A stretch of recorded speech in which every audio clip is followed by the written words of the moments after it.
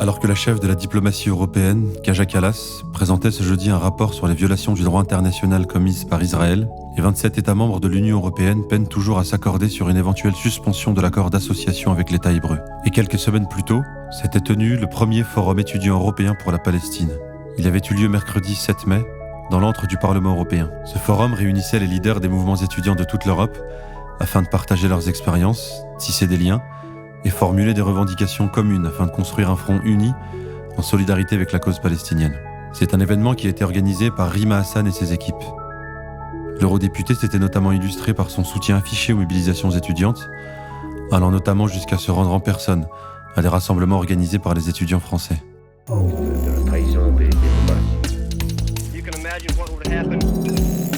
L'urgence de recevoir au sein de ces espaces qui sont des espaces politiques, des institutions européennes, ces étudiants pour nous témoigner de ce qu'ils vivent, c'est premièrement qu'on puisse se mobiliser sur la question des libertés et des droits des citoyens européens, parce que c'est d'abord des citoyens européens, et deuxièmement, qu'on puisse lier en réalité un agenda qui est commun, qui est politique, qui est celui des sanctions contre Israël, et qui va se matérialiser, en tout cas, de différentes manières, selon où on est. Et donc, pour les étudiants, c'est la question de la fin des partenariats. Pour nous, politiques, ici au sein du Parlement, c'est à minima l'accord d'association UE-Israël qui doit être suspendu. Et plus largement, à l'échelle nationale, il faut en arriver à un consensus sur la fin des coopérations, notamment militaires, qui est une urgence absolue au regard du génocide qui est commis.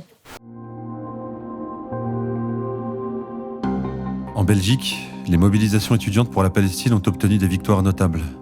Plusieurs universités, dont l'ULB, l'Université libre de Bruxelles, ont suspendu leur partenariat avec des institutions israéliennes sous la pression des occupations pacifiques menées sur les campus.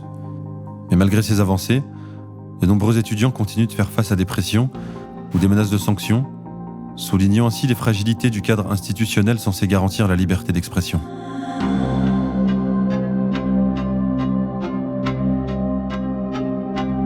Il y a à peu près une centaine de personnes convoquées par la police de manière judiciaire qui encourent une peine potentielle de prison. Et l'enquête est toujours en cours, donc on ne va pas en dire. Non, mais par contre, on peut parler du motif. Ah, oui, on est poursuivi pour appartenance à un groupe prônant la ségrégation ou la discrimination raciale. Cette Union européenne qui se présente souvent comme le parangon de la liberté et des libertés fondamentales. Et on voit bien qu'aujourd'hui, on est passé d'un régime de liberté de manifestation à un régime de répression présumée, en fait. On a inversé le principe.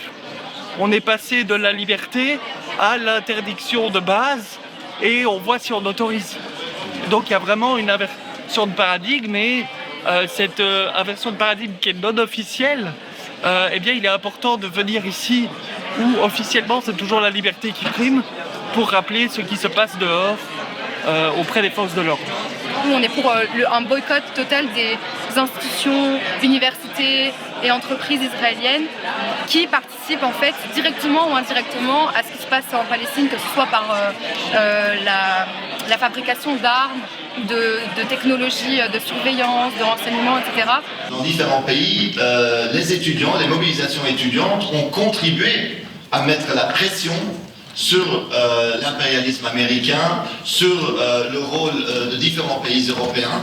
Et je pense qu'aujourd'hui, avoir ce forum-ci et avoir votre présence si massive, c'est vraiment montrer qu'il y a une continuité dans ce combat, dans cette lutte. Et j'ai hâte de vous écouter. L'accord d'association qui lie l'État d'Israël à l'Union européenne est aujourd'hui remis en question en raison notamment du non-respect présumé de son article 2, qui engage les parties à respecter les droits de l'homme.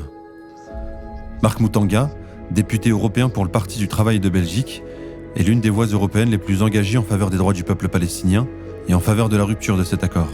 Les mouvements étudiants ont joué un rôle fondamental et jouent un rôle fondamental aujourd'hui dans la résistance, disons, contre la complicité européenne avec le génocide israélien à Gaza. Et donc, nous avons voulu offrir cet espace pour échanger, pour discuter, surtout entre étudiants, pour voir qu'est-ce qu'on peut apprendre les uns des autres et comment ensuite, parce qu'évidemment nous aussi portons cette bataille au niveau européen, qu'est-ce que nous on peut apprendre. Et peut-être que certainement aussi l'expérience belge peut être une inspiration peut-être pour d'autres pays. Et donc vraiment cette idée de ensemble s'unir contre une complicité européenne, ça nous semble important.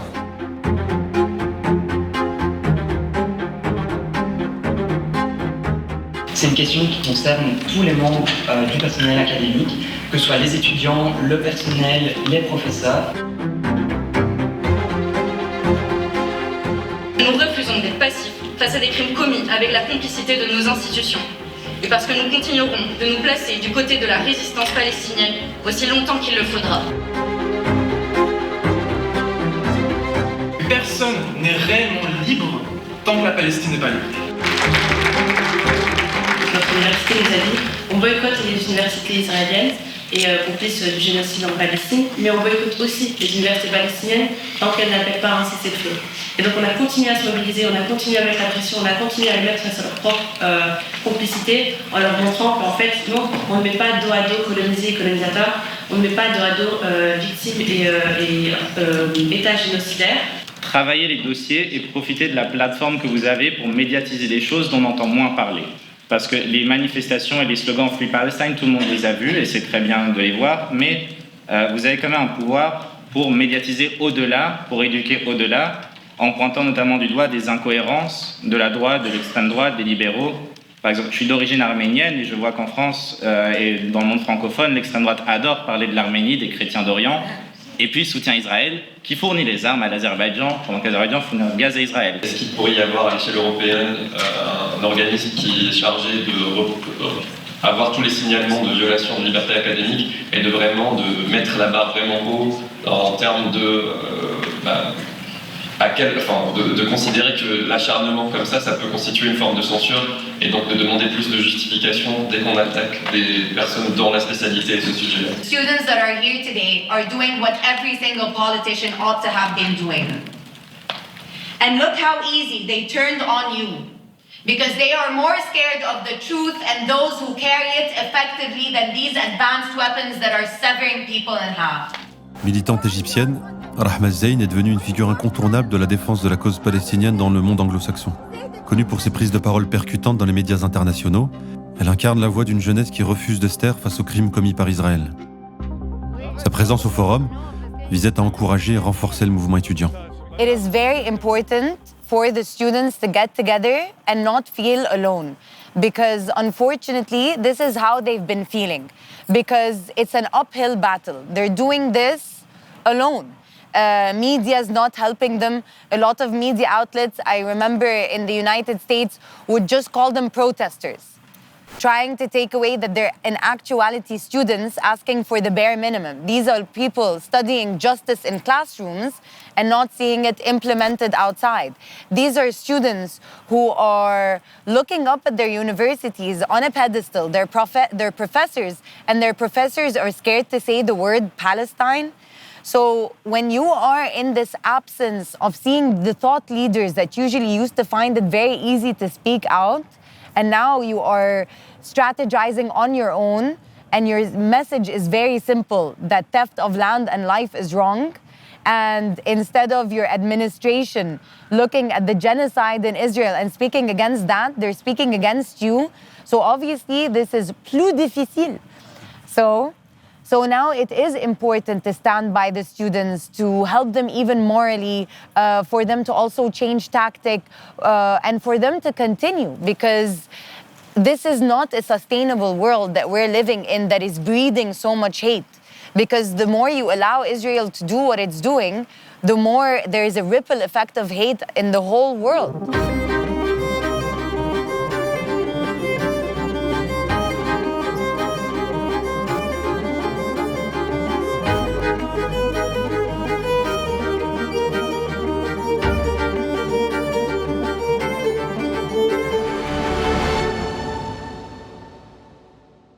Si on avait là actuellement une majorité au Parlement, ou en tout cas une position de l'Union européenne qui soit claire sur la question des sanctions contre Israël, sur les condamnations des crimes qui sont commis, ou même sur la question du génocide, nécessairement vous auriez plus de matière pour peser dans vos plaidoyers respectifs et dans vos demandes au sein de vos universités sur la question des partenariats. Donc on comprend bien que tout ça est intimement lié, c'est précisément parce que le politique n'a pas aussi suffisamment avancé, tant sur l'échelle nationale que sur l'échelle européenne. Et d'ailleurs, on observe que ce sont les pays où, politiquement, il y a plus un consensus sur ces questions, que c'est là où il y a eu le plus de victoires, en fait, aussi, pour les étudiants. On peut citer l'Irlande, on peut aussi citer le cas de l'Espagne. Les mouvements étudiants de soutien à la Palestine ne sont pas tous accueillis de la même manière à travers le continent. En Irlande, comme en Espagne par exemple, les étudiants font partie des rares en Europe à être réellement entendus par les institutions, obtenant des réponses concrètes là où d'autres se heurtent à la répression. Pour les Irlandais, cet engagement s'ancre dans une mémoire collective marquée par la colonisation et les luttes d'émancipation, faisant de la solidarité avec le peuple palestinien une véritable continuité politique. Our encampment lasted 5 days because we got all our demands.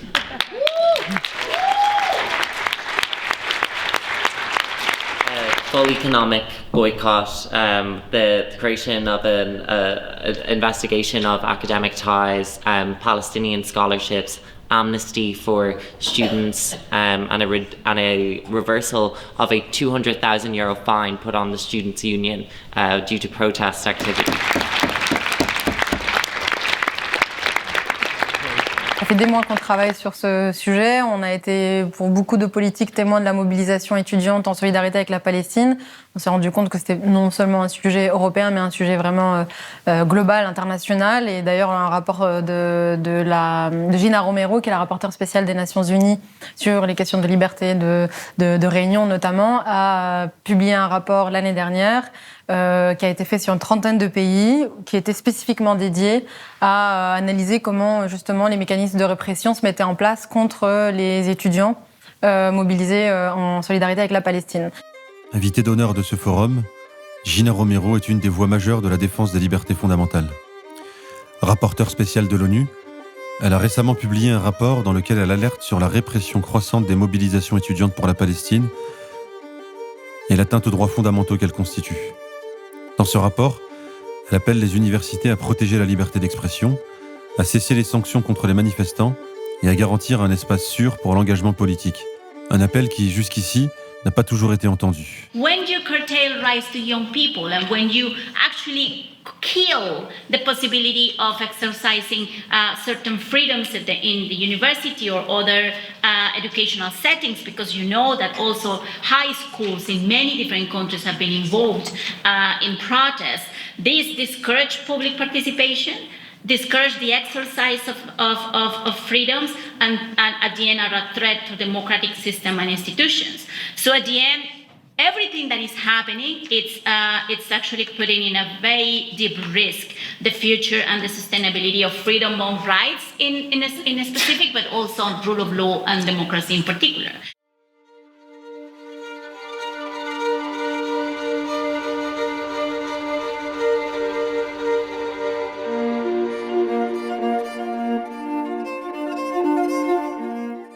We are losing the universities as these beacon institutions to actually fight against authoritarianism, fight against extremism, and actually protect freedoms and rights as it has been in the past. Depuis plusieurs années, la situation catastrophique en Palestine met en lumière l'impuissance des institutions à pouvoir enrayer un massacre. Et ça, alors même que la chef de la diplomatie européenne présentait récemment une évaluation faisant état d'une trentaine de violations du droit international commises par Israël. Et paradoxalement, l'espoir persiste encore, porté par la force toujours renouvelée de la jeunesse résistante. Ce nutriment vivant qui continue de creuser des brèches et de tracer les chemins que les institutions, enchaînées par les traités et les enjeux politiques, ne semblent définitivement pas pouvoir emprunter. I have hope for humanity because you exist. And just please keep doing what you are doing.